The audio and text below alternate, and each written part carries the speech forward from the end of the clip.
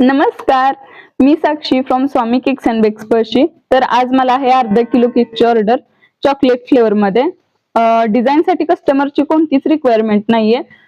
तर मला काहीतरी दोन डिझाईन ट्राय आहेत माझ्याकडे ज्या मला ट्राय करायचे. त्यातली एक डिझाईन आपण आता या केकवर ट्राय करूया.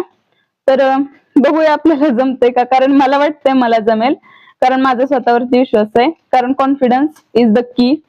तर चला मग बघूया आपल्याला जमतंय का.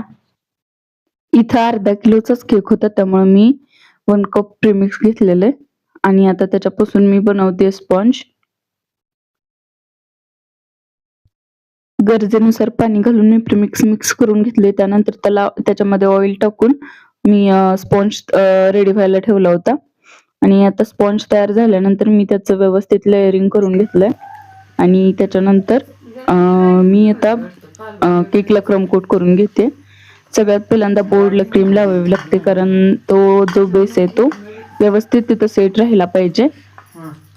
त्याच्यानंतर मी स्पॉन्जच्या लेअरवरती स्पॉन्जला सॉक करण्यासाठी मिल्क आणि त्याच्यामध्ये शुगर आणि चॉकलेट सिरप ऍड करून त्याने मी लेअर जे आहे ती सोक करत असते.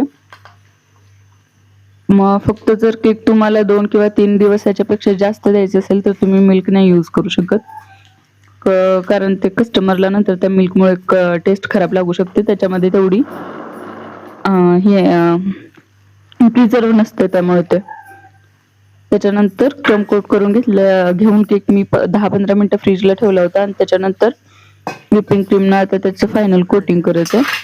फायनल कोटिंग करताना मी जरा क्रीम विस्क करून घेते, त्याच्यामुळे ते क्रीमचं स्ट्रक्चर खूप सॉफ्ट होतं आणि आयसिंगमध्ये आणि त्याच्यामुळे जे आहे ते आयसिंग पण पटकन होऊन जातं.